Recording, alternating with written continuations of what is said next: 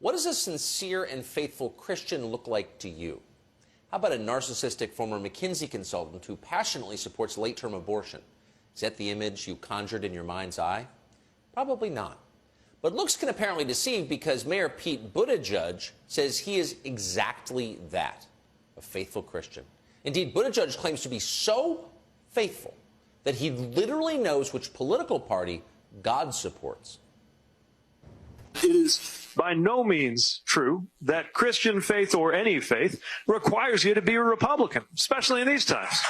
And so-called conservative Christian senators right now in the Senate are blocking a bill to raise the minimum wage, when Scripture says that whoever oppresses the poor taunts their maker. It's also important that we stop seeing religion used as a kind of cudgel, as if God belonged to a political party.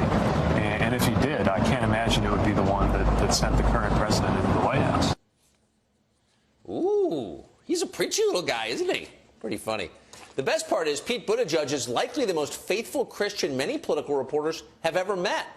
To them, he might as well be St. Paul or Dietrich Bonhoeffer. They've got no clue. They can't tell the difference. They were similarly impressed when the magazine Christianity Today, after bashing the Trump administration for not admitting more refugees into the country, called for the president to be removed from office for being immoral. Christians, the magazine proclaimed, have a moral duty to align with the party that openly despises Christians. Most actual churches ignored the editorial, of course, but CNN was thrilled. It gave the network a chance to lecture stranded air travelers about the topic they know least about, which, of course, is Christian theology. Watch as the governor's brother explains to Christian writer Eric Metaxas that real Christians vote Democrat. Why get behind a man who makes a mockery of your faith?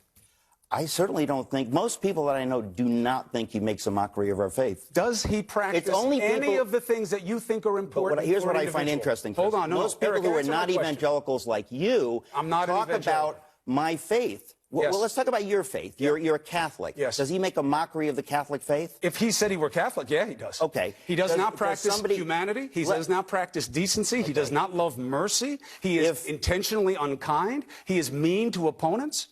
He puts himself before the collective, and he doesn't honor his oath. I don't understand how people who believe what you believe get behind somebody who does not. Wow, another preachy one. They're getting preachy on the left. But embedded in that exchange is an interesting and a valid question. Why do faithful Christians overwhelmingly support a president who is not himself a faithful Christian? It's a really interesting question, and the answer reveals a lot. But, of course, CNN doesn't actually want to know the answer, perhaps because they are implicated in it. So instead, they ridicule and attack. That's what you just saw. It was certainly an approach over on MSNBC, where someone called Lynette Lopez came on to explain that church-going evangelicals are actually immoral. Watch. Evangelical political activity has not always been in line with the teachings of Jesus Christ.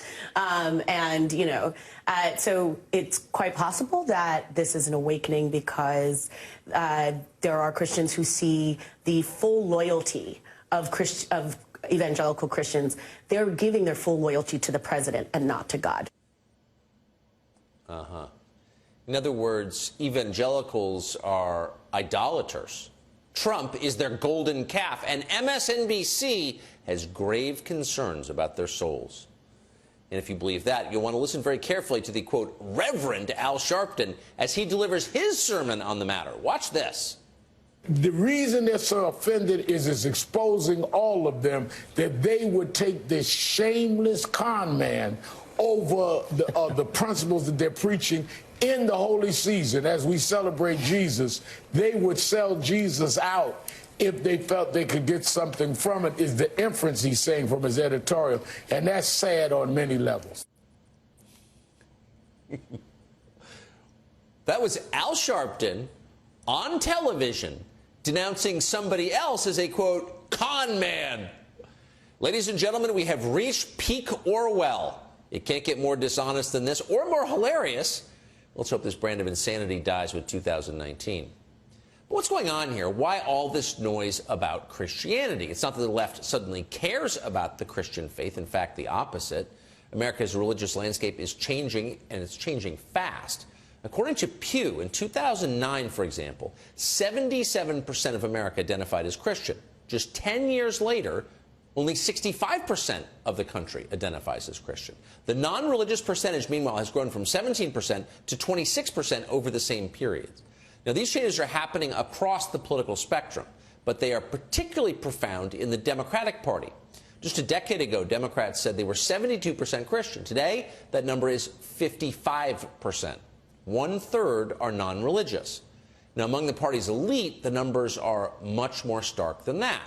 Black voters are still one of this country's most Christian blocs, and that's why African Americans are by far the most reasonable and moderate among the voting blocs in the Democratic coalition. By far.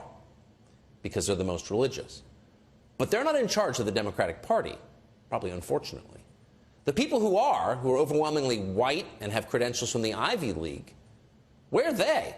Well, they're not just irreligious. Many of them are aggressively anti-Christian.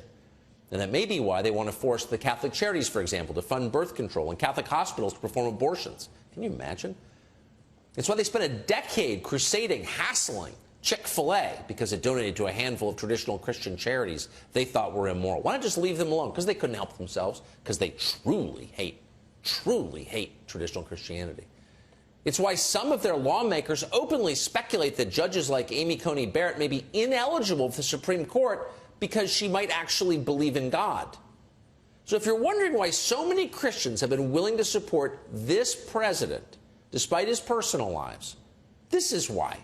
It's because whatever his flaws, he's made it clear that he's not the enemy of Christians. In fact, that under certain circumstances, he will protect Christians. For people whose values are under assault every day by powerful forces in America, and that's not overstating it, and if you're one of them, you know, that means everything. It's bad enough to be lectured about Christianity by cable news morons who don't know anything about it. But what's happening in the broader country is much worse than that, much more threatening. The left presumes the right to lecture the people it despises for the sin of not voting for them. Now, this may shock some Democrats, but most Christians don't actually think they have a religious duty to be destroyed by people who hate them.